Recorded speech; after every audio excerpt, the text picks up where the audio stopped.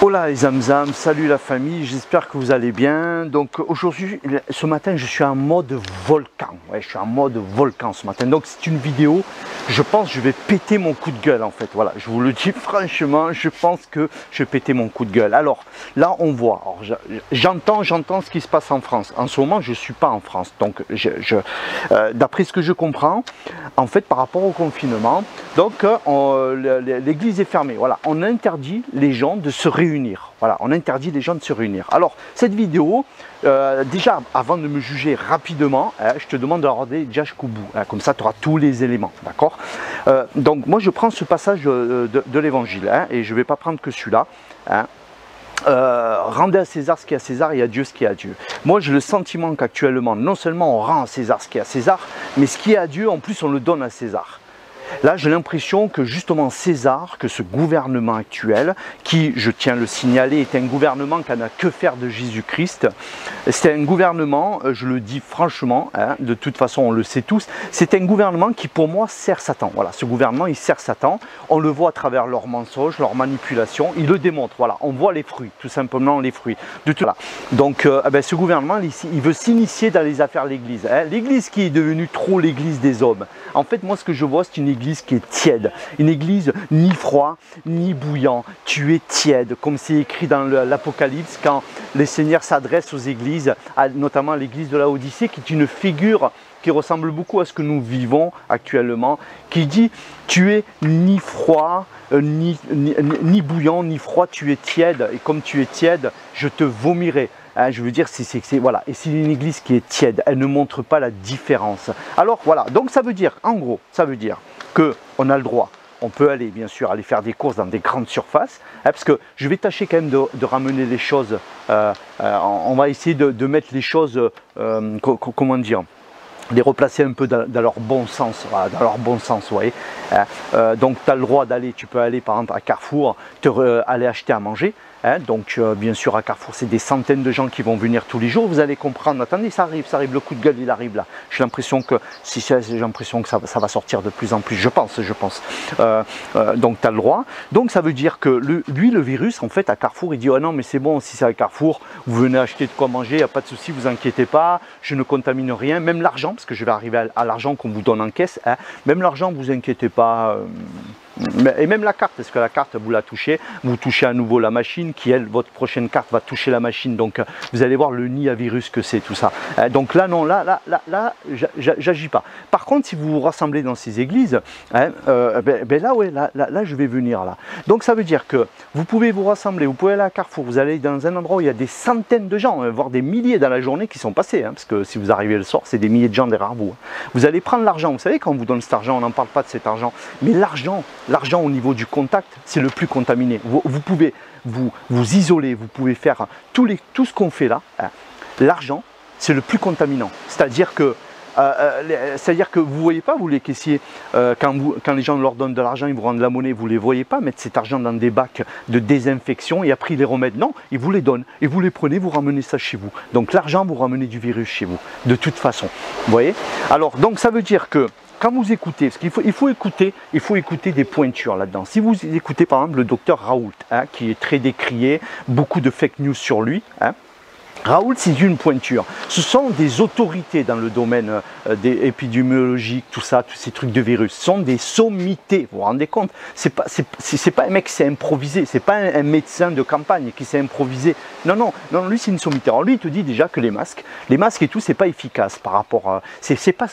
on ne transmet pas le virus par voie orale. Le seul truc qu'il faut, c'est par contre, si vous êtes dans des endroits où il y a des malades qui ont une charge virale très forte et qui pourraient vous tousser d'énormes quantités, oui, là il vous faut un masque quand vous êtes comme ça médecin directement, mais sinon le masque c'est pas par ça que ça se transmet, c'est par les mains, donc à la limite ce qu'on pourrait faire, parce que là l'argent c'est contaminé l'argent, est-ce que vous désinfectez votre argent? Non, vous ne le désinfectez pas. Donc ce qu'on pourrait faire, ce qu'on pourrait dire, bon mais rassemblez-vous quand même dans les églises, à la limite pour être sage, quand même être sage, on n'est pas là pour faire n'importe quoi, on essaye quand même, c'est pas bon, mais sont dans l'église, aucune maladie peut atteindre l'église et tout ça, et du coup, non, ok, vous mettez des bacs avec de l'eau et de l'alcool à 90, hein, c'est de l'alcool, voilà, vous mettez de l'alcool et de l'eau, c'est le plus efficace, d'après le docteur Raoult, même les produits qu'ils nous mettent là, c'est bourré de plein de produits avec un peu d'alcool, selon les produits, des fois c'est pas très efficace, c'est lui qui le dit. Donc ça veut dire que c'est de l'eau avec l'alcool. Ok, donc là on peut aller le faire. Et on interdit à l'église de se rassembler. Mais là vous ne pensez pas qu'il y a un problème? Elle est où l'église qui se lève? Ils sont où les leaders pour se lever là-dedans? Je vais arriver à l'apôtre Paul et tout ça. On va arriver à tout ça.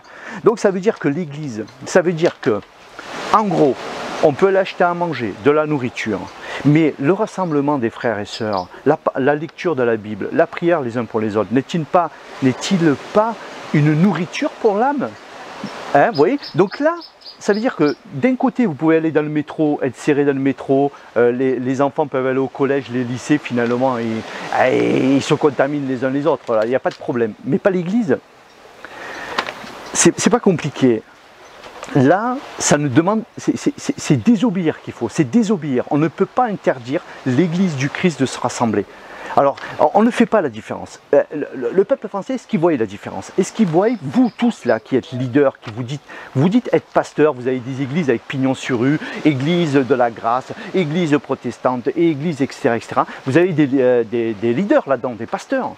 Ne demandez pas à des simples adhérents, des membres, de faire ce que vous devez faire. Normalement, vous devriez les ouvrir, ces églises, vous devriez désobéir. Hein. Alors vous allez dire, ouais, mais la Bible, elle dit, soyez soumis aux autorités. Alors c'est l'apôtre Paul souvent qui dit ça, soyez soumis aux autorités. Hein. Alors pourquoi Paul termine en prison? Pourquoi Paul souvent termine en prison? Pourquoi on termine en prison? Allez-y, expliquez-moi. Donc oui, soumis, oui, mais il y a une limite. Soumis parce qu'il y a des règles, vous ne pouvez pas enfreindre par exemple le code de la route, non, le code de la route il faut être soumis, il faut faire ce qui est écrit, ok, mais là ça touche à l'église, là ça touche, et si c'est fermé, qui viendra écouter la parole du Seigneur là-dedans, qui viendra écouter ça? On ne pouvait même plus aller dans la rue finalement, vous ne pouvez plus vous rassembler, alors il y en a ils vont dire, oui mais on peut peut-être se rassembler dans les maisons, l'église dans les maisons, ok, il n'y a pas de souci, dans les maisons vous pouvez le faire, il n'y a pas de souci. Je ne sais même pas d'ailleurs si on peut le faire, je ne sais pas si vous avez le droit, sauf si vous êtes d'une même famille, tout ça. Bon bref, mais la question elle n'est pas là. La question elle est que toutes ces églises qui se disent être l'église du Christ, qui sont pignon sur rue, c'est ces églises-là qui devraient ouvrir. Et quand on les fermera, imaginez-vous, je vais en arriver encore sur l'apôtre Paul, pourquoi il est en prison et tout ça. Imaginez-vous ces églises qui ouvrent, hein, vous ouvrez. À un moment donné, vous avez les autorités qui vont venir, les gendarmes et tout, ils vont vous empêcher de faire ce culte. Alors déjà, je conseille de mettre des caméras de partout et de filmer, comme ça vous mettez ça dans les réseaux sociaux. Quand, hein, parce que là, le risque que le pasteur, les responsables, vous prenez des amendes et pourquoi pas des prisons. Alors c'est sûr, si vous avez une église qui fait ça ou deux, lui, il va morfler. Et puis il y aura même d'autres églises, des fédérations qui diront oui, il n'y a qu'à obéir. En plus, même pas ils seront suivis par les autres tant que vous êtes lâches en fait. En fait, vous obéissez parce que c'est la peur qui vous fait obéir. C'est pas la crainte de Dieu en fait. Vous avez peur des autorités, vous n'avez pas la crainte de Dieu. Parce que si vous auriez vraiment la crainte de Dieu, l'obéissance du Seigneur, vous ouvrirez ces lieux parce que si ces lieux ne sont pas ouverts, où les gens vont y aller? Les gens ils sont censés venir dans une église, pourquoi? Pour qu'on prie pour eux, pour qu'on les délivre, pour qu'ils soient soignés. Alors c'est sûr qu'elle manque de puissance, l'église en général, l'église de France, elle manque de puissance. La gloire de Dieu, on ne la voit pas. Hein. Il n'y a pas beaucoup d'églises, hein, on voit vraiment cette puissance de Dieu. Hein. Ça, c'est vrai, ça, par contre. Hein. On ne va plus à l'église pour être guéri, pour être délivré, pour être activé, pour être en feu. Non, on va à l'église parce qu'on est religieux, on est venu s'endimancher, tout simplement.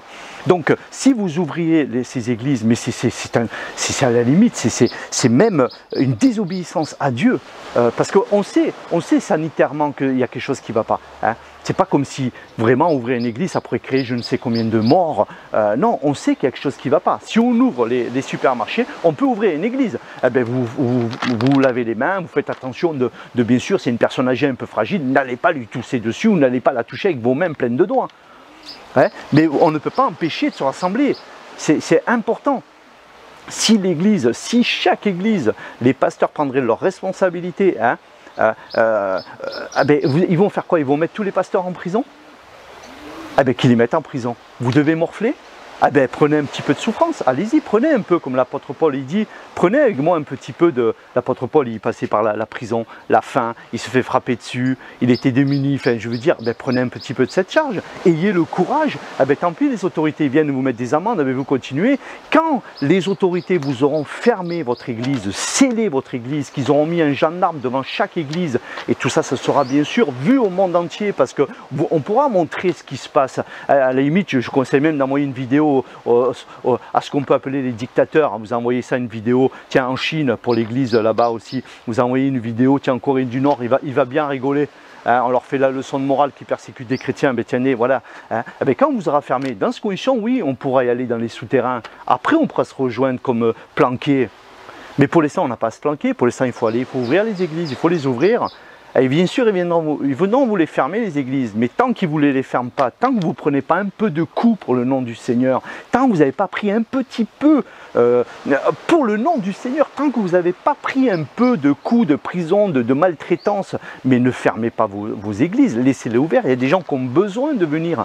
Et puis, il y a des gens qui vont entendre la parole de mais montrez la différence. Non, elle ne montre pas la différence. Elle ne la montre pas parce que tout simplement elle est tiède, elle se conforme à un siècle, elle embrasse les pieds des autorités tout simplement. Il y en a qui vont dire ouais mais t'appelles à la rébellion, c'est pas juste ce que tu dis et tout, puis après tout il y a un virus et tout. Pense ce que tu veux. Moi j'appelle pas à la rébellion. Parce qu'en ce condition, alors pourquoi l'apôtre Paul est terminé en prison? Donc le même qui dit soyez soumis bien sûr aux autorités, bien sûr qu'il faut respecter. Mais l'apôtre Paul donc il termine en prison. Pourquoi on termine en prison les âmes? Pourquoi nous terminons en prison? Dites-moi-le. On termine en prison parce qu'on désobéit, parce qu'on a fait quelque chose. Ou si on ne termine pas en prison, on ne vous met pas en prison comme ça. Donc ça veut dire que l'apôtre Paul il a été mis en prison parce qu'il a désobéi à des règles. Des règles de quoi? D'empêcher de prêcher l'évangile, d'empêcher de faire. Qu'est-ce qui se passe aujourd'hui? Qu'importe la règle, que ce soit cause de sanitaire, cause de parce qu'on ne veut pas t'entendre parler, cause parce que ta coiffure ne me plaît pas, ou je ne sais, parce que la couleur de tes cheveux ne me plaise pas. Non, qu'importe la cause. On interdisait à Paul de parler, il le faisait. On interdisait à Jean et Pierre, on leur a interdit. On vous interdit formellement de parler de Jésus-Christ. Ils ont obéi à Dieu, ils l'ont quand même fait. L'apôtre Paul est terminé en prison. Donc ça veut dire qu'il a désobéi à des autorités. Les âmes, que vous le vouliez ou non, il a désobéi à des autorités, non? Et qui c'est qui l'a mis en prison, Paul? Le boulanger? Hein? Le mendiant sur le côté de la route, c'est lui qui a mis Paul en prison? N'est-ce pas des autorités? Des autorités avec leurs règles. Eh bien, il s'est mis en prison, il s'est fait mettre en prison, l'apôtre Paul. Donc il a désobéi, eh bien, un peu comme vous. Un peu comme vous qui avez des églises. Hein?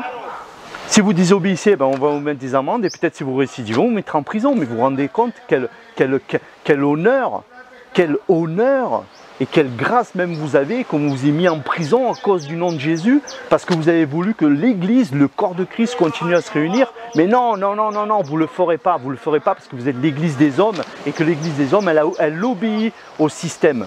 Elle obéit à Babylone, elle obéit en fait, elle obéit au diable, elle obéit tout simplement. Elle obéit à ces lois injustes. Ah ouais, là, voilà.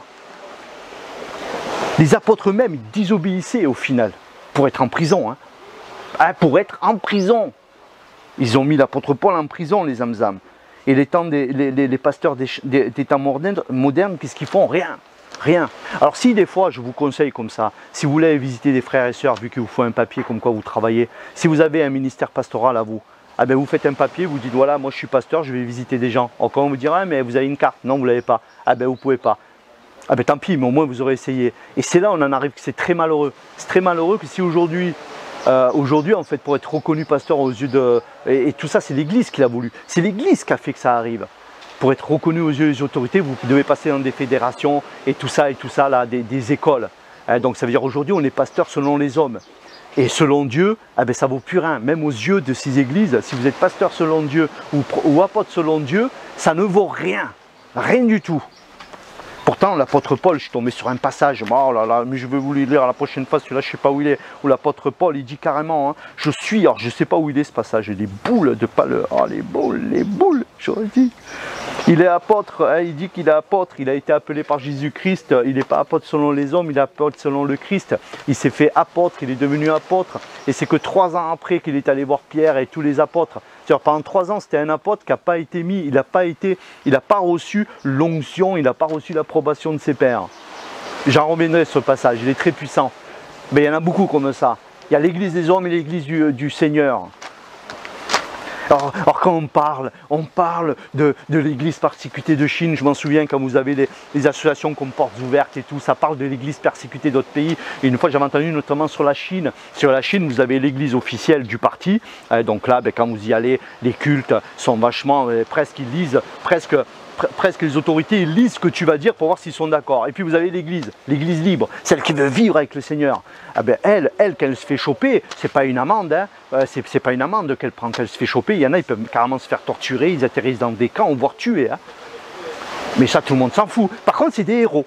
C'est des héros. Et nous, en France, aujourd'hui, les temps actuels nous donnent la possibilité de devenir un héros. Parce que là maintenant, les zamzam, là, le Seigneur, dans ce temps difficile, là, on va voir qui sont les héros. Là, ça nous donne l'opportunité aussi d'être un peu des héros comme en Chine. Dire, ben, c'est comme ça, moi, je vais l'ouvrir mon église. Où ils sont les pasteurs pour ouvrir leur église? Où ils sont? Il y a un pasteur aux États-Unis, il s'appelle MacArthur, il me semble. Au début, il disait il faut être soumis aux autorités. Ok, la pandémie au début elle arrive, on ne sait pas c'est quoi, tout le monde est dépourvu, qu'on nous dise écoutez, dans un premier temps fermez tout, on ne sait pas c'est quoi. Je dis pourquoi pas, il ne faudrait pas que ce soit quelque chose de l'ampleur de la grippe espagnole, mais vraiment une vraie pandémie, hein, un vrai truc, c'est-à-dire vous voyez des morts tomber comme des mouches autour de vous. Hein. Oui, ok, dans un premier temps, je comprends qu'on ait fermé les églises, qu'on essaye de voir, on a un peu de recul. Mais maintenant le recul, nous l'avons. Vous qui êtes responsable des églises, vous devez prendre du recul et regarder un petit peu ce que c'est, écouter un peu, voir les vaccins, voir tout ce qui se passe. Si vraiment vous êtes honnête avec vous, d'un point de vue sanitaire et tout ça, vous pouvez ouvrir votre église. Vous ne le mettrez pas en danger. Et puis, il y a quelque chose qu'il faut remettre aussi un peu à leur place, c'est que chacun revienne à sa responsabilité. C'est-à-dire si vous ouvrez votre église, que chacun soit responsable de venir dans cette église. Si une personne elle vient dans cette église, ben, qu'elle soit responsable. C'est-à-dire je viens en tout état de cause. Ça aussi, ça serait bien de responsabiliser à nouveau les gens. Vous voyez? Alors bien sûr, il s'est passé quelque chose et je trouve que c'est une stratégie de guerre. Mais franchement, tu as envie de dire franchement, Satan, bravo. Bravo, franchement, il est fort quand même, hein. Il a la stratégie de guerre, il connaît. Hein. Qu'est-ce qu'il a fait? Il a fait ça pour fermer le bec à toute personne qui aurait, si ce n'est les zamzam, le raisonnement, si ce n'est la pensée d'ouvrir une église. Hein. Qu'est-ce qu'il a fait? D'entrée, il a attaqué une église évangélique très connue, avec des hommes quand même qui sont des pointures et des charismatiques dans le milieu évangélique. L'église de Mulhouse, avec bien sûr le pasteur principal, Peter Schmidt, lui carrément malade, presque à l'article de la mort. Après il vous fait des vidéos, le mec quand vous l'écoutez, vous flippez quoi. Plus Mamadou Karambéry qui avait chopé en plus le Covid, pareil, il a terminé. Alors si vous voulez faire une entrée en force dans le monde évangélique, paralyser les gens, et voir les leaders style, vous avez vu ce qui vous attend si vous ouvrez l'église, hein, vous voyez? Ah ben là, ils ne pouvaient pas mieux faire. Moi, écoutez, moi de toute façon, pour moi, c'est pas compliqué. C'est une attaque de Satan envers cette église. Qui est, parce que pour moi, écoutez, vous savez que j'avais entendu Peter Schmidt qui est arrivé, pourtant, j'en raffole pas de ces églises-là. Je les trouve à plusieurs égards bien religieuses, personnellement. Même s'il y a un peu de miracle, oui, il y a quand même des trucs qui se passent, mais elle est loin d'avoir cette gloire de Dieu dans laquelle nous tendons tous. Hein. Elle est loin d'avoir ça. Hein. Donc moi ça m'avait fait vraiment mal au cœur, je m'en souviens. Et c'est là où j'ai vu quand même j'avais de l'amour en fait, voilà, tout simplement. Parce que je m'en foutais pas de ce qui lui arrivait. Mais par contre, je veux dire, c'est carrément le diable à travers cette église qui a voulu paralyser le monde évangélique. Les zamzam. Et ça marche. Au cas où, si tu aurais le... Vous voyez, et quand vous voyez son témoignage et tout. Alors là, voilà. Alors là, le plan d'attaque est parfait. Moi, je soupçonne, limite, s'il n'y a pas des agents infiltrés qui sont venus là-dedans en propager du coronavirus, quoi. Ah ouais, non, mais c'est trop bizarre. C'est trop bizarre ce qui s'est passé. Alors bien sûr, ah ben, eux seront les premiers à dire « Ah mais non, il faut fermer, s'ils ont dit de fermer, je suppose. » L'apôtre Paul, il termine en prison. Ils sont où nos leaders qui termineront en prison? Non, parce que non, on est maintenant, ça n'a plus rien à voir, puisque tu es tiède. Le Seigneur a dit, hein, l'Apocalypse, tiens, je vais vous le lire, là, je reste dans mon truc, tant pis si la vidéo, elle dure un peu plus longtemps. Voilà, c'est pas grave, hein, c'est pas grave, hein. Allez, l'Apocalypse, hein, on y va. Alors, elle est où? Voilà, l'église de la Odyssée, écrit à l'église de la Odyssée, donc ça parle à une église, quoi. Je connais ta vie, tu n'es ni froide ni bouillant, comme je voudrais que tu sois l'un ou l'autre. Ah, comme le Seigneur il dit, comme j'aimerais que tu sois froide ou bouillante, hein, voilà. Mais puisque tu es tiède, c'est-à-dire ni froide ni bouillante, je vais te vomir de ma bouche. Et ça par contre, on ne veut pas le voir, hein. On ne supporte pas les critiques, voilà. On ne supporte pas que Dieu puisse dire un tel truc. Tu prétends, je suis riche. J'ai fait des affaires, j'ai amassé des trésors, vous voyez, je suis arrivé, c'est un peu ça l'église aujourd'hui, ah mais moi je suis riche, je me suis enrichi, on est riche en théologie, on est riche en intellectualiste, voilà, on est riche en prédication, on sait, voilà, nous on sait mieux que toi Seigneur, nous on sait mieux que toi, j'ai tout ce qu'il me faut, hein, ce qui écrit, j'ai tout ce qu'il me faut, hein, je suis arrivé, j'ai tout ce qu'il me faut Seigneur, surtout ne viens pas te mêler de nos affaires Seigneur, parce que, non, là c'est bien équilibré, s'il te plaît Saint-Esprit roi, on fait parfaitement sans toi, hein. Alors l'église elle fonctionne bien, les gens avant de les baptiser, on arrive à bien les faire entrer dans des protocoles, voilà, on sait bien, on présente bien au niveau des autorités, il n'y a pas de souci, on est diplômé, hein. Bon, tu te rends pas compte à quel point tu es misérable et pitoyable, mais moi je peux te le dire, moi je vois là l'église actuelle comme elle est misérable et pitoyable, elle fait même pas la différence, c'est-à-dire que dans le monde les zamzam, les gens qui sont incroyants, ils ne voient pas de différence, la seule chose qu'ils voient de l'église c'est quoi? Le pape qui est en train de discuter avec des gens qui sont des satanistes en fait, hein. Ils voient pas, au contraire, l'église elle est là pour en plus se soumettre au nouvel ordre mondial et participer avec elle, hein. Et s'ils verraient tous ces pasteurs se lever de partout en France, ils verraient des pasteurs, vous vous rendez compte des centaines de pasteurs qui seraient embarqués par les gendarmes parce qu'ils ouvrent des églises pour que les gens viennent prier, en sachant qu'on va se laver les mains, on mettra des masques même s'il faut, mais vraiment on désobéit parce que, pourquoi, écoutez, je ne vais pas refaire les trucs, mais pourquoi on est dans les métros, pourquoi les écoles, pourquoi les carrefours et pourquoi pas nous, voilà, hein. Et puis ils verraient cette différence, et peut-être ils diraient, ben dis donc, merci, parce que vous vous levez, vous faites une voix un peu, vous parlez d'une autre voix, non, mais non, ça c'est pas possible ça, hein. C'est pourquoi je te donne un conseil, il dit le Seigneur, je te donne un conseil, achète de moi l'or purifié au feu pour devenir réellement riche, des vêtements blancs pour te couvrir, afin de ne pas laisser apparaître ton indécente nudité, et un collier pour oindre tes yeux afin que tu vois clair. Ce que j'aime, je les reprends, il dit le Seigneur, secoue donc ton indifférence. Ranime ton zèle et change. Me voici debout devant la porte, je frappe. Si quelqu'un est sensible à mon appel et s'il ouvre la porte, j'entrerai chez lui et nous dînerons en tête à tête, moi près de lui et lui près de moi. Il frappe à la porte de où? De la mairie, du boulanger, non, de l'église. Il frappe à la porte de ton cœur, mais à la porte de l'église en communion. Donc il est dehors, le Seigneur il est dehors en fait, voilà. Et en ce moment, voilà, les églises c'est dehors, il est dehors. On ne veut pas de toi, tu es trop charismatique pour nous, tu vas nous déranger. Et puis le temps du Saint-Esprit est fini, le temps des miracles est fini, regarde, laisse-nous dans notre tiédeur tranquille. Ah, j'ai les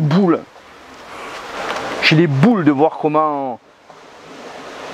Voilà, c'est vraiment, c'est dingue. Et tous les leaders, vous êtes leaders, hein, c'est vous qui vous dites être pasteur. Moi je suis pasteur telle congrégation, ah ben prenez, assumez, allez-y, faites la différence. Hein, mais je vais prendre des amendes, mais tu n'es pas en train de désobéir vraiment à Dieu. Si ça tu le fais, tu ne désobéis pas. Écoute ce que je suis en train de dire, refais-toi la vidéo si tu n'as pas compris. Il n'y a pas de réel danger, refais-toi la vidéo.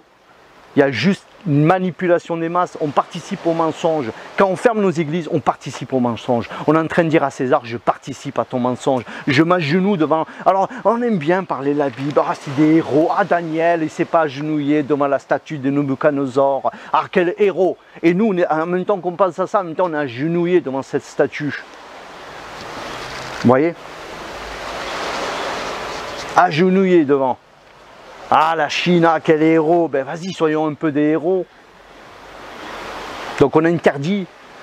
Alors il y en a qui vont dire, ouais, de toute façon, qui pourrait fermer l'église de Dieu? Personne. Parce que personne, en effet, personne.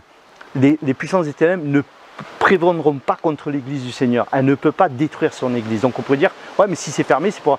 Elle ne peut pas. Mais bien sûr qu'elle peut être fermée, l'église. Bien sûr, pourquoi? Pour notre manque de courage et notre lâcheté et notre tiédeur.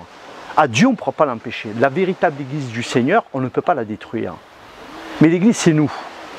Si nous, demain, si l'apôtre Paul il aurait décidé d'obéir, on n'aurait jamais connu l'évangile tel qu'on le connaît. Si Jésus il aurait obéi, tous les apôtres, on n'aurait pas connu. Donc à un moment donné, on pourrait annuler, puisqu'on peut annuler, les choses de Dieu. Ben oui. Ah, l'église, Satan ne peut pas toucher à l'église. Ah, il ne peut pas le toucher. Par contre, il peut, à travers notre peur, et oui, notre soumission bête et lâche. Ah ben oui, là du coup, il peut fermer. La preuve, il ferme. Non, mais moi, de toute façon, ça m'a montré une seule chose, c'est l'église des hommes. C'est l'église que les hommes, ils ont construite. Et peut-être que là, dans ces circonstances, ça donne peut-être une occasion à ces églises de revenir. Comme là, je te conseille, repens-toi, reviens à moi. Peut-être c'est revenir, vous ouvrez les congrégations et là vous vous mettez à louer Dieu. Peut-être le Saint-Esprit va faire des choses incroyables, parce qu'il va dire bravo, c'est bien, vous avez ouvert, maintenant on va faire autre chose. Si aujourd'hui les temps qui courent, l'église ne fait pas la différence, si vous n'êtes pas réveillé avec ceux qui courent là, mais vous êtes foutus quoi. Ah, dis donc. On pourrait dire, c'est bien beau ça, et toi t'aurais fait quoi? J'ai eu la voix de Calimero là. T'aurais fait quoi? Mais si moi j'aurais un lieu où les gens viennent, qu'est-ce que j'aurais fait? Je peux pas vous le dire, j'y suis pas.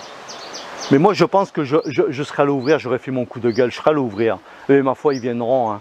Ils viendront au moins fermer. Si on me ferme l'église et qu'on la scelle, je dis Seigneur, je suis allé jusqu'au bout, ils ont fermé, c'est scellé, je suis allé jusqu'au bout pour prêcher ton évangile, pour que les gens viennent. Alors bien sûr, je prendrai quelques mesures, je ne suis pas un fou, je prendrai des mesures. Bac avec de l'eau, de l'alcool, comme le dit le docteur Raoul, c'est le plus efficace, l'eau et l'alcool. Ah ben au moins lavez-vous les mains les gars, voilà, on va pas non plus, voilà. Mais sinon, on va avoir de la communion, on peut quand même imposer les mains sur les gens, prier, tout ça, on le fera. S'ils ferment, donc amende, hein, t'arrives, ouais ben il faut fermer, amende, ben à la limite, par contre tu n'iras pas te battre, moi j'irai pas me battre contre un policier, donc il me mettra dehors, mais c'est pas moi qui me mettrai dehors de la communion. C'est eux qui nous mettront dehors. Et après, on avisera. Et après, ben, on se rencontrera. On fera des petits groupes, si on peut moins de 6. Hein, et on se cachera comme des rats. Voilà, comme des rats sous l'église souterraine. Voilà. Mais là, on en arrivera là. Mais avant d'en arriver là, il faut en premier que ces églises qui se disent « Ouais, moi, j'ai telle église et tout. » Ben vas-y, fais le coq maintenant. C'est maintenant qu'il faut ouvrir. C'est maintenant qu'il faut être en plein jour devant les quartiers, devant les communes. Allez-y. Et puis, faites tourner les vidéos qu'on vous empêche d'aller louer Dieu. Allez-y. Et puis, on ferme. Si on ferme, je dis bon, mais moi je suis allé jusqu'au bout, maintenant c'est fermé. Mais là, on va même pas jusqu'au bout. Là, on se soumet. Allez, fermé, c'est le confinement, ils font ce qu'ils veulent. De toute façon, c'est complètement soumis à César. Je le dis, rendez à César ce qui est à César. Elle dure, hein, le coup de gueule, il dure très fort. Hein. Rendez à César ce qui est à César, ok. Et rendez à Dieu ce qui est à Dieu. Mais bon, ce qui est à Dieu, j'ai l'impression qu'on l'a donné en plus à César. On a mis tout à ses pieds, les âmes, tout. Une église sans puissance. Sans démonstration de ferveur, quand je pense qu'il y a eu des chrétiens qui ont été persécutés, qui sont persécutés actuellement pour leur foi, ils donnent de leur vie. Il y a eu au Moyen-Âge, Luther et tout, qui ont poussé des coups de gueule contre les autorités. Ils ont été brûlés, persécutés, en prison, tout et tout. Et nous, nos pasteurs, nos leaders, parce que c'est eux qui se disent être leaders. Hein, mais moi, je suis le pasteur et le leader de l'église. D'accord, pourquoi pas, si tu veux. Mais même pas, ils peuvent endurer un petit peu de maltraitance, même pas un petit peu de confrontation avec les autorités, même pas une amende. Ah, pas une amende, hein, pas une amende, et encore moins terminer en prison. Et non, parce que j'ai un christianisme enrobé dans une graisse religieuse. Voilà.